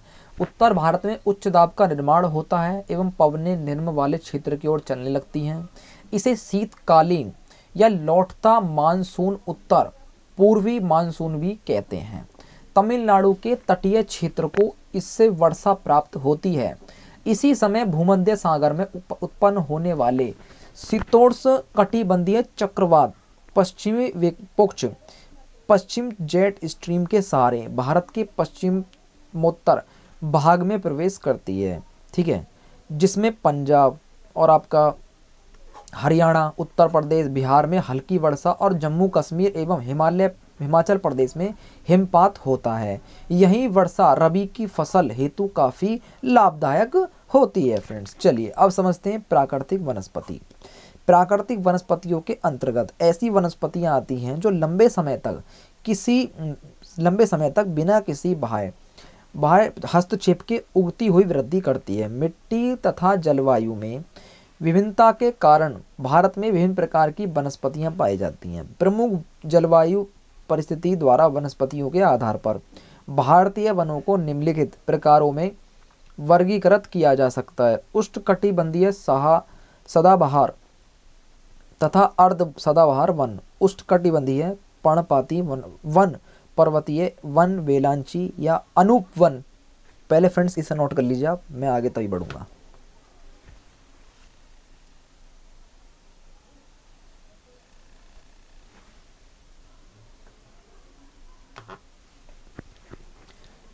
पिक्चर में फ्रेंड्स आप देख सकते हैं कि जब वनस्पतियां, प्राकृतिक वनस्पति जो भारत में पाई जाती हैं वो कहाँ से कहाँ तक पाई जाती है, देख सकते हैं फ्रेंड्स आप पिक्चर में।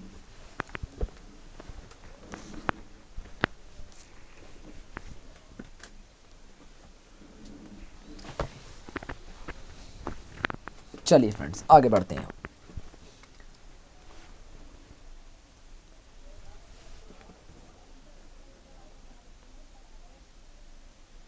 हाँ फ्रेंड्स ये यहीं तक है। उष्णकटिबंधीय पर्णपाती वनस्पतीय वन, वेलांचिया, अनूप वन पाए जाते हैं। ये पूरी बात यहीं पर खत्म हो चुकी है। अब समझते हैं उष्णकटिबंधीय सदाबहार तथा अर्ध सदाबहार वन। कटिबेधीय सदाबहार वन, ये वन ऐसे क्षेत्र में पाई जाती हैं जहां वार्षिक वर्षा 200 सेंटीमीटर, कितना फ्रेंड, 200 सेंटीमीटर सेंटीमीटर नापे जाते हैं। जैसे तथा औसत तापमान 22 डिग्री सेल्सियस से अधिक रहता है। कितना रहता है फ्रेंड्स, 22 डिग्री सेल्सियस से अधिक ये रहता है।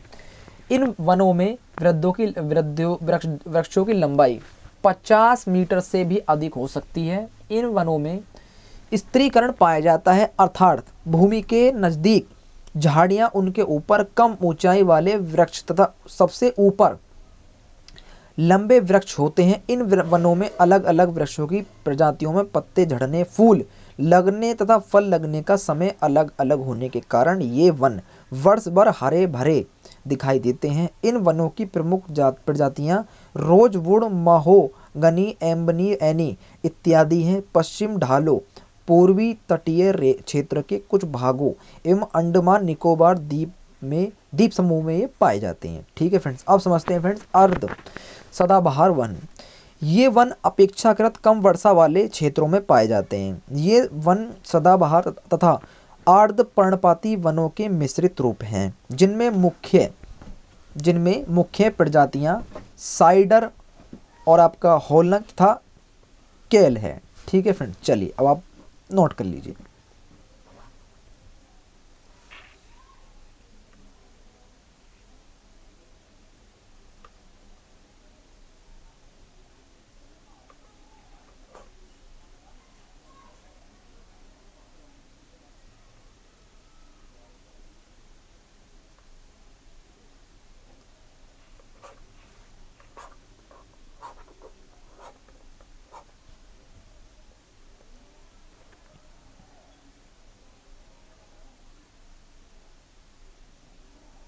चलिए फ्रेंड्स आगे बढ़ते हैं। अब समझते हैं फ्रेंड्स उष्णकटिबंधीय पर्णपाती वन, इनके बारे में। स्क्रीन पर फ्रेंड्स आप देख सकते हैं कुछ इस प्रकार के वन ये पाए जाते हैं। ठीक है, ऐसे वन उन क्षेत्रों में पाए जाते हैं जहां वार्षिक वर्षा 70 से 200 सेंटीमीटर तक होती है।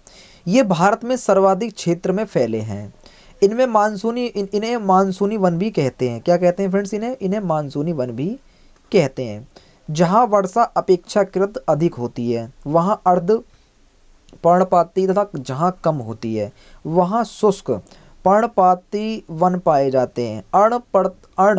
अर्ध पर्णपाती वन उत्तर पूर्वी राज्यों, पश्चिम घाट के पूर्वी ढालों तथा ओडिशा में पाए जाते हैं।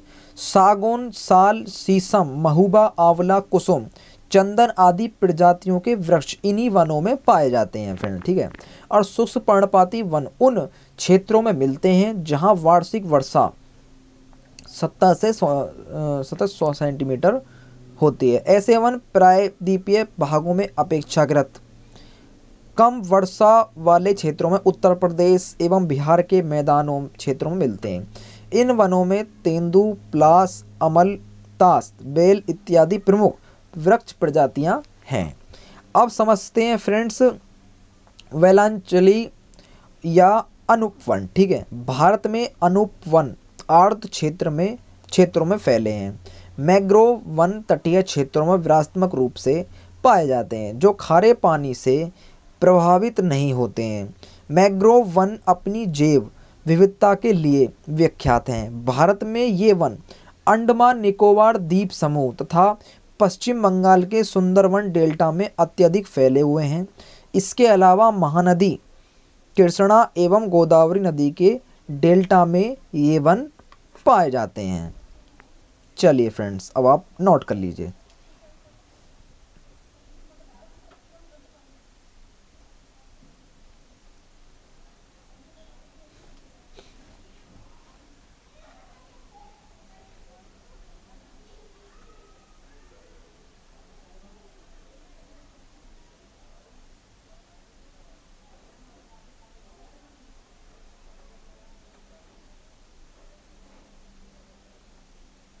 चलिए फ्रेंड्स, आगे बढ़ते हैं थोड़ा।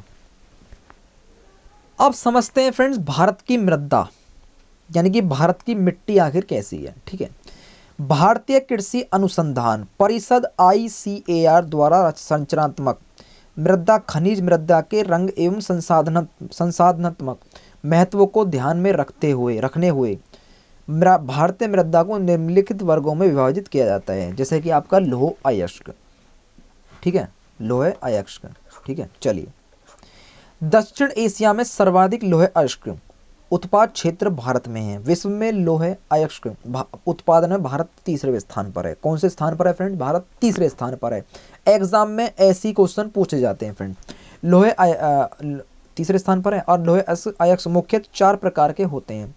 मैग्नेटाइट, इसमें लौह धातु का अंश है 72% का होता है। यह काले रंग का सबसे उत्कृष्ट लौह अयस्क है। दूसरा आपका हेमेटाइट, इसमें लौह धातु का अंश 60 से 70% तक होता है।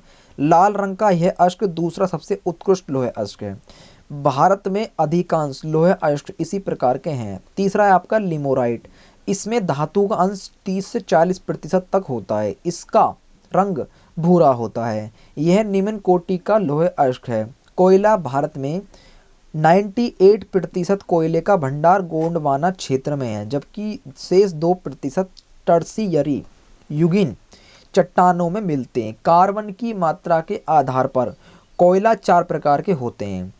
1774 में पश्चिम बंगाल के रानीगंज में पहला कोयला खान खोला गया। भारत में सबसे महत्वपूर्ण गोंडवाना कोयला क्षेत्र दामोदर नदी घाटी में स्थित है। इसके अलावा गोदावरी, महानदी, सोन तथा वर्धा नदी घाटियों में भी कोयला पाया जाता है। भारत में कोयला उत्पादन के निम्न क्षेत्र हैं। ठीक है फ्रेंड, जैसा कि आप यहाँ पर देख सकते हैं। उम्मीद करता हूँ फ्रेंड्स ये आपको चार्ट समझ में आ रहा होगा। मुझे समझाने की फ्रेंड्स अगर ज़रूरत है तो आप मुझे बताएं, वरना फ्रेंड्स आप स्क्रीनशॉट भी ले सकते हैं। ठीक है, चलिए अब आप नोट कर सकते हैं। चलो जल्दी मैं फ्रेंड बता देता हूँ। ये मृदा है, ये खनिज है आपका, ये विशेषता है। ठीक है, जलोढ़ सर्वाधिक है आपका, काली रेंगुलर है आपका, लाल पीली। ठीक है, ये खनिज इनके क्या क्या हैं और ये आपके विशेषज्ञ हैं। ठीक है, ये आप समझ सकते हैं फ्रेंड्स और आप नोट भी कर सकते हैं।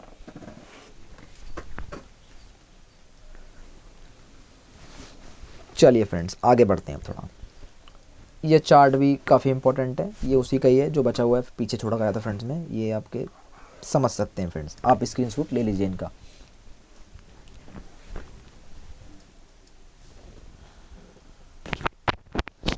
चलिए फ्रेंड्स आगे बढ़ते हैं। अब समझते हैं फ्रेंड्स सूती वस्त्र उद्योग यानी कि कॉटन वॉल सिल्क, यानी कि भारत में सूती वस्त्र उद्योग का क्या मुख्य मतलब क्या क्या विशेषताएं हैं। ठीक है, चलिए।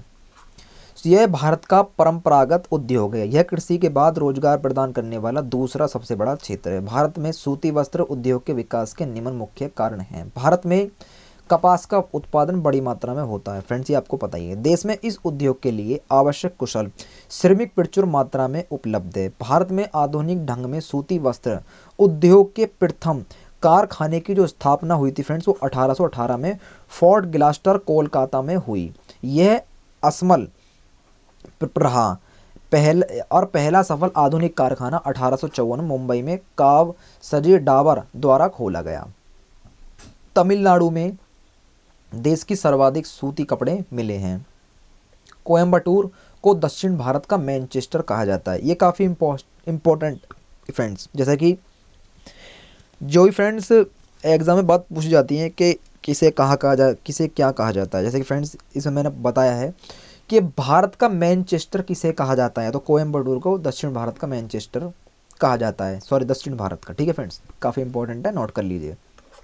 जबकि अहमदाबाद को भारत का मैनचेस्टर कहा जाता है, यानी कि दोनों को ही फ्रेंड्स भारत का मैनचेस्टर कहा जाता है। ठीक है। सूती वस्त्र उत्पादन में गुजरात, महाराष्ट्र एवं तेलंगाना अग्रणी राज्य है। कानपुर उत्तर प्रदेश में सूती वस्त्र उद्योग का बड़ा केंद्र है, जिसे उत्तर भारत का मैनचेस्टर कहा जाता है। ठीक है फ्रेंड्स, चलिए अब समझते हैं जूट उद्योग। भारत में गोल्डन फाइबर यानी जूट उद्योग का प्रथम कारखाना 1855 में हुगली नदी के किनारे रिसरा नामक स्थान पर लगाया गया था। भारत विश्व में जूट का सबसे बड़ा उत्पादक है। भारत में कुल जूट का सर्वाधिक उत्पादन पश्चिम बंगाल द्वारा किया जाता है। इसके अलावा उड़ीसा, असम, बिहार, मेघालय, त्रिपुरा, आंध्र प्रदेश में भी जूट का उत्पादन होता है। जूट उत्पादन आंतरिक व्यापार, आयात तथा निर्यात को बढ़ावा देने हेतु 1971 में जूट कॉर्पोरेशन ऑफ इंडिया की स्थापना की गई तथा जूट उद्योग के विकास हेतु 2009 में राष्ट्रीय जूट पटसन बोर्ड की स्थापना हुई फ्रेंड। ठीक है, चलिए आगे बढ़ते हैं। अब समझते हैं फ्रेंड्स सीमेंट उद्योग के बारे में कि भारत में सीमेंट उद्योग का क्या विस्तार रहा है। सीमेंट उद्योग एक आधारभूत उद्योग है। जोसेफ अंस्पडीन को पोर्टलैंड सीमेंट का आविष्कार माना जाता है। भारत में आंध्र प्रदेश बड़ा सीमेंट उत्पादक राज्य है। फ्रेंड्स, काफ़ी बार क्वेश्चन पूछ लिया जाता है एग्जाम में कि भारत में सबसे बड़ा राज्य कौन सा है सीमेंट उत्पादक का, तो आंध्र प्रदेश को ही माना जाता है। ठीक है, और आपका राजस्थान, तमिलनाडु, गुजरात, कर्नाटक में भी सीमेंट का उत्पादन होता है, यानी कि पहले स्थान पर आपका आंध्र प्रदेश ही आता है। चीन के बाद भारत सीमेंट का सबसे बड़ा उत्पादक देश है, ये आपको पता ही है फ्रेंड। भारत में रेलवे का प्रारंभ 1853 में ई गवर्नर जनरल लॉर्ड डलहौजी के काल में हुआ था। ये मैं आपको फ्रेंड्स बात हिस्ट्री में भी कवर करा चुका हूँ। अगर ये बात यहाँ भी आई है तो फ्रेंड्स आपका रिवीजन ही हो चुका है एक प्रकार से। मुंबई से थाने के बीच लगभग 134 किलोमीटर पहली रेलगाड़ी चली थी। ठीक है, संचालन हुआ। 1901 में रेलवे बोर्ड का गठन हुआ, परंतु बोर्ड को औपचारिक रूप से शक्तियां 1905 में लॉर्ड कर्जन के कार्यकाल के दौरान प्रदान की गई। भारतीय रेल के प्रशासन तथा प्रबंध की जिम्मेदारी रेलवे बोर्ड पर है। फरवरी 2019 से नई दिल्ली और वाराणसी के बीच संचालित वंदे मातरम एक्सप्रेस ट्रेन 18 देशों की सबसे तेज रफ्तार वाली ट्रेन, अधिकतम गति 180 किलोमीटर प्रति घंटा। इसके बाद अक्टूबर 2019 में नई दिल्ली कटरा वंदे मातरम एक्सप्रेस का संचालन भी प्रारंभ किया गया। एक वर्ष कमेटी के सिफारिश पर 1924 में शुरू हुआ पृथक रेल बजट 2017 में समाप्त कर दिया गया और देश में सबसे लंबी दूरी तय करने वाली रेलगाड़ी विवेक एक्सप्रेस है, जो असम के डिब्रूगढ़ से तमिलनाडु के कन्याकुमारी तक 4273 किलोमीटर तक का सफर ये तय करती है। ठीक है फ्रेंड, चलिए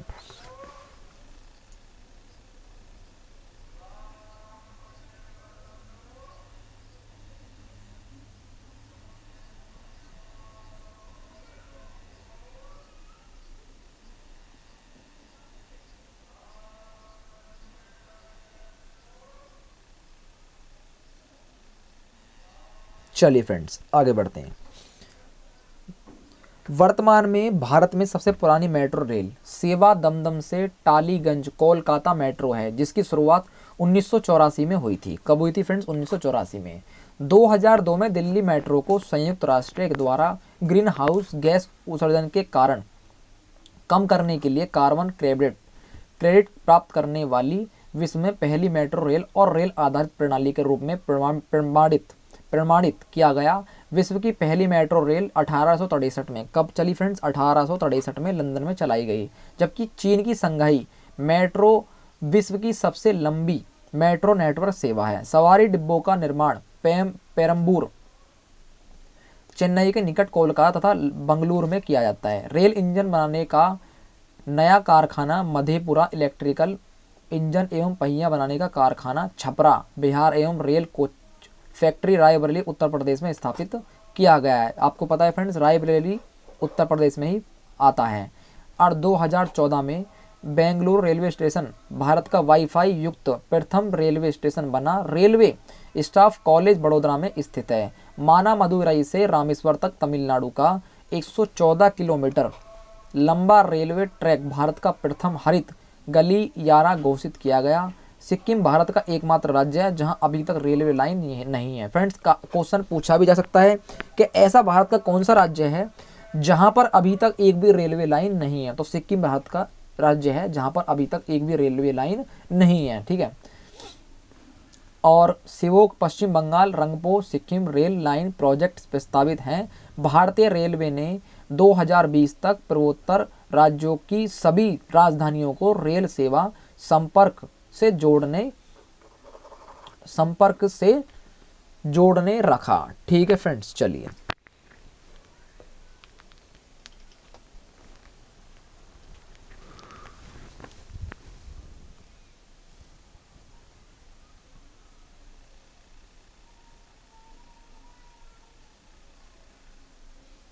फ्रेंड्स आगे बढ़ते हैं। अब समझते हैं फ्रेंड्स सड़क परिवहन। क्या समझते हैं? सड़क परिवहन। देश के आर्थिक विकास के लिए सड़क परिवहन एक महत्वपूर्ण अधोसंरचना है। वर्तमान में 65% माल ढुलाई, 80% यात्री भार का प्रतिशत सड़क द्वारा होता है। सड़क और राजमार्ग मंत्रालयों के अधीन ही राष्ट्रीय राजमार्गों का निर्माण और प्रबंधन होता है। ठीक है। और भारतीय सड़क परिवहन में एक्सप्रेसवे के राष्ट्रीय राजमार्ग, मुख्य जिला सड़क तथा अन्य सड़कें सर्वाधिक विस्तार शामिल है। ठीक है फ्रेंड्स, अब समझते हैं राष्ट्रीय राजमार्ग। राष्ट्रीय राजमार्ग के विकास और रखरखाव की जिम्मेदारी केंद्र सरकार की होती है। किसकी होती है फ्रेंड्स? केंद्र सरकार की होती है। राष्ट्रीय राजमार्ग कुल सड़कों का लगभग 1.9% ही है, परंतु कुल यातायात का 40% इन्हीं राज्यों पर होता है। केंद्रीय परिवहन मंत्रालय राष्ट्रीय राजमार्गों का विकास और प्रबंधन 3 एजेंसियों के माध्यम से करता है। पहला आपका भारतीय राष्ट्रीय राजमार्ग प्राधिकरण, दूसरा आपका राज्य लोक निर्माण विधान और तीसरा आपका सीमा सड़क संगठन सड़क संगठन जिसे BRO के नाम से जाना जाता है।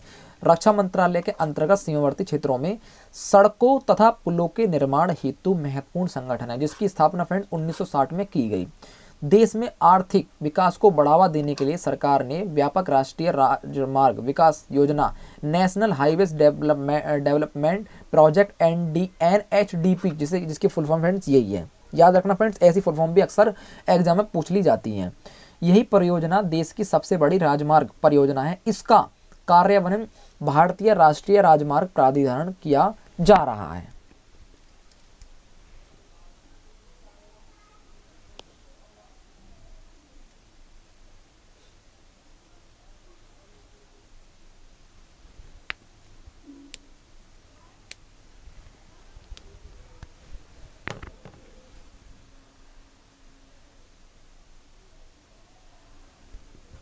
चलिए फ्रेंड्स आगे बढ़ते हैं।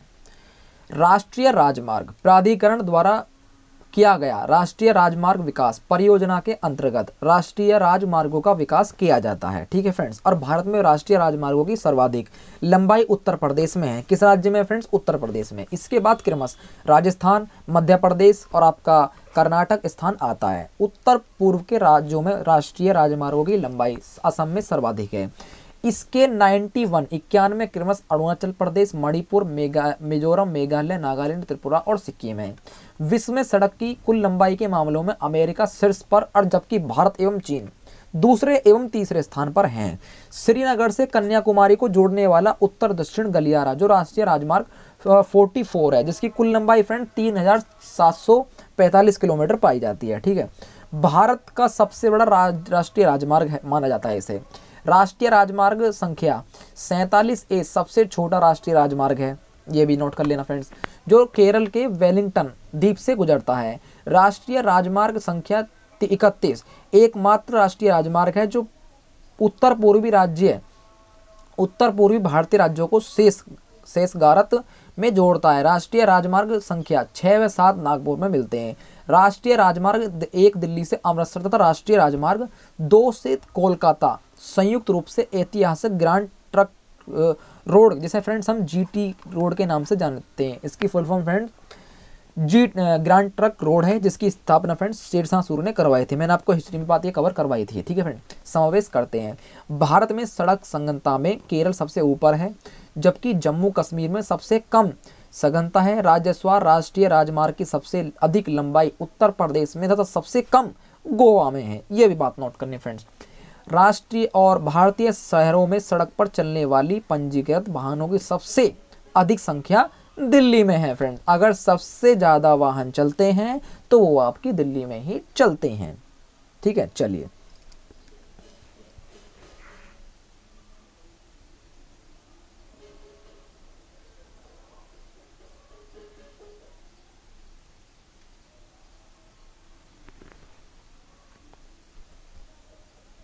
चलिए फ्रेंड्स आगे बढ़ते हैं। अब समझते हैं फ्रेंड जल परिवहन के बारे में। किसी भी देश के सामाजिक एवं आर्थिक विकास के लिए जल परिवहन महत्वपूर्ण अवसंरचना होती है। भारत का लगभग 95% व्यापक मात्रात्मक रूप में 68% मूल्य के रूप में समुद्री परिवहन से संचालित होता है, ठीक है फ्रेंड्स। अब समझते हैं भारत के प्रमुख बंदरगाह। देश में 12 बड़े लगभग 200 छोटे बंदरगाह हैं, ठीक है फ्रेंड। 12 तो बड़े हैं और 200 छोटे बंदरगाह पाए जाते हैं। बड़े बंदरगाह केंद्र सरकार के नियंत्रण में हैं, जबकि छोटे एवं मझोले बंदरगाह का प्रशासन राज्य सरकारों या संबंधित विभागों द्वारा किया जाता है। 2016 में केंद्र सरकार द्वारा इनियायत तमिलनाडु में एक बड़े बंदरगाह के निर्माण के प्रस्ताव को अनुमोदित किया गया है। भारत के पूर्वी तट पर अवस्थित तूतीकोरिन तमिलनाडु एवं पारादीप ओडिसी बंदरगाह पर केंद्र सरकार ने नौसेना को अग्रिम अड्डा बनाने की अनुमति प्रदान की है। इससे पूर्वी तट पर विशाखापत्तनम एकमात्र प्रमुख नौसैनिक अड्डा था। इन बंदरगाहों का प्रबंधन पोर्ट ट्रस्ट ऑफ इंडिया द्वारा किया जाता है। भारत का सबसे बड़ा जहाज तोड़ने का यार्ड अलग गुजरात में अवस्थित है। कहाँ पर है फ्रेंड्स? अब गुजरात राज्य में अवस्थित ये है, ठीक है फ्रेंड्स। चलिए, और कार्गो के आधार पर संघाई विश्व का सबसे बड़ा बंदरगाह है, संघाई, ठीक है फ्रेंड्स। और ये जबकि सिंगापुर दूसरे स्थान पर है, ये आप देख सकते हैं फ्रेंड्स, नोट कर लीजिए। ये बंदरगाह हैं, ये इसी का ही पार्ट है फ्रेंड्स, ये अलग अलग नहीं है, इसी का ही पार्ट है। चलिए, अब आप नोट करना चाहें तो नोट कर सकते हैं।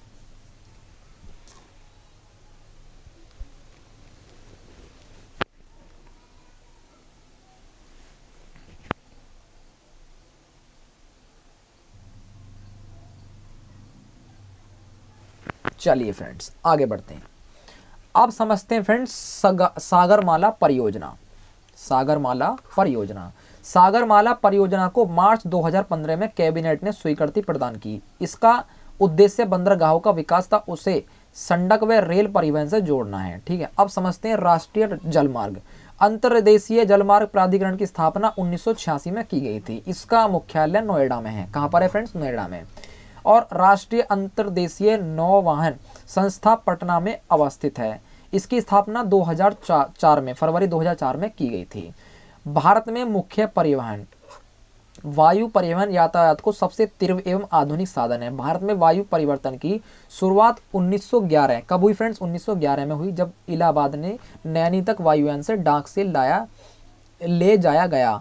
दिसंबर 1912 में ब्रिटेन स्थित इंपीरियल एयरवेज के संयोग से की, जो भारत की पहली अंतर्राष्ट्रीय उड़ान सेवा थी। और 1915 में टाटा एंड सन्स लिमिटेड ने कराची और मद्रास के बीच नियमित एयर मेल सेवाओं की शुरुआत की। और 1953 में निजी विमान कंपनियों का राष्ट्रीयकरण कर दिया गया तथा 2 नई कंपनियां बनाई गई। इंडियन एयरलाइंस घरेलू सेवा हेतु, एयर इंडिया विदेशी सेवा हेतु।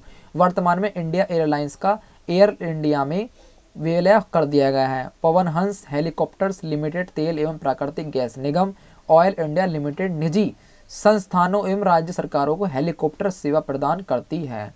और भारतीय विमानपत्तनम प्राधिकरण का गठन 1 अप्रैल 1995 को किया गया। प्राधिकरण देश में अंतर्राष्ट्रीय हवाई अड्डे, घरेलू हवाई अड्डों और नागरिक विमान टर्मिनलों का प्रबंधन करती है, ठीक है फ्रेंड्स, चलिए ये आप देख सकते हैं कुछ देश के प्रमुख अंतर्राष्ट्रीय हवाई अड्डे जो कि एग्जाम में काफ़ी बार पूछे जाते हैं। आप नोट कर सकते हैं फ्रेंड्स या फिर स्क्रीनशॉट ले सकते हैं।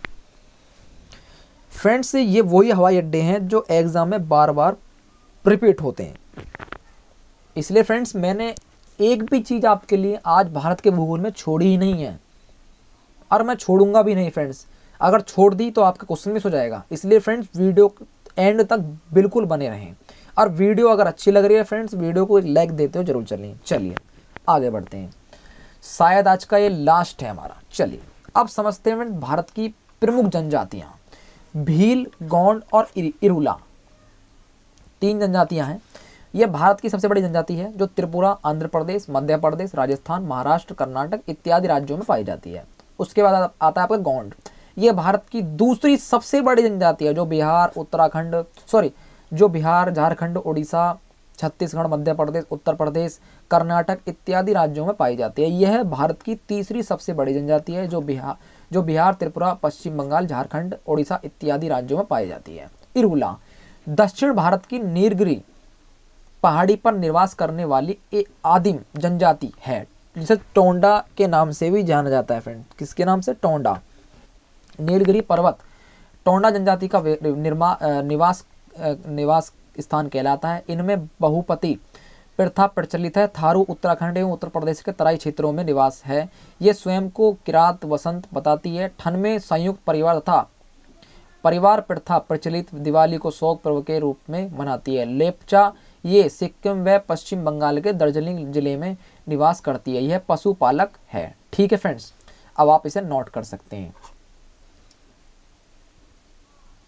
एक मिनट फ्रेंड्स, अब आप नोट कर लीजिए। हाँ फ्रेंड्स, ये लास्ट ही लेक्चर आज हमारा।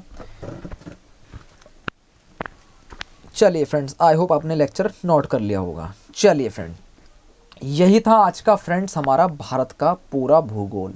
क्या था फ्रेंड्स? भारत का भूगोल। आई होप फ्रेंड्स वीडियो आपको पसंद आई होगी और अच्छी तरीके से फ्रेंड्स आपको एक एक चीज़ रिवीजन में अच्छी तरीके से समझ में आई होगी। फ्रेंड्स आज मैंने इसमें एक भी ऐसी चीज़ नहीं छोड़ी है जो कि आपके एग्जाम के पॉइंट टू पॉइंट इंपॉर्टेंट हो। ठीक है फ्रेंड्स, एक भी चीज़ फ्रेंड्स मैंने इसमें नहीं छोड़ी है। ठीक है फ्रेंड्स, और वीडियो के लास्ट तक आप बने रहे इसके लिए आपका बहुत बहुत धन्यवाद फ्रेंड्स। क्योंकि आपको पता ही है जो भी कुछ लाता हूँ इंपॉर्टेंट ही लाता हूँ, फालतू का मैं कुछ नहीं लाता चैनल पर। ठीक है फ्रेंड्स, वीडियो आपको अच्छी लगी है तो वीडियो को लाइक कर दीजिए। अपने चैनल पर नए हैं तो चैनल को सब्सक्राइब कर दीजिए और वीडियो को फ्रेंड्स ज़्यादा से ज़्यादा शेयर भी कर दीजिए। क्योंकि फ्रेंड्स आपको पता है एक लेक्चर काफ़ी इंपॉर्टेंट है रिवीजन के टाइप पे। ठीक है फ्रेंड्स, अब जिनके जीके जीएस वीक है उनके साथ इस वीडियो को शेयर करना फ्रेंड्स बिल्कुल ना भूलें, ये आपकी जिम्मेदारी है फ्रेंड्स। हम आपके लिए इतना करते हैं, आपको हमारे लिए इतना करना बिल्कुल होगा। ठीक है फ्रेंड, सब्सक्राइब करे बिना फ्रेंड्स बिल्कुल ना जाएं, चैनल के साथ जुड़ जाइए क्योंकि आपको आने वाले समय में काफ़ी इंपॉर्टेंट वीडियो आपको देखने के लिए मिलने वाली है फ्रेंड्स। तो चलिए फ्रेंड्स, अब मुझे आज्ञा दीजिए, इस वीडियो को यहीं समाप्त करते हैं। इसके बाद आपका इसका टेस्ट आएगा, उससे भी दें फ्रेंड्स, क्योंकि इससे फ्रेंड्स ये पता चलेगा कि आपने कितना रिवीजन किया है। फ्रेंड्स रिवीजन के साथ साथ प्रैक्टिस में आपके साथ कराते हुए चल रहा हूँ ताकि फ्रेंड्स प्रैक्टिस में भी आप मार नहीं खाएं। इसके बाद इसका टेस्ट आएगा, टेस्ट को भी जरूर दें। ठीक है फ्रेंड्स, तो मिलते हैं फ्रेंड्स नेक्स्ट टॉपिक में। तब तक के लिए जय हिंद, वंदे मातरम।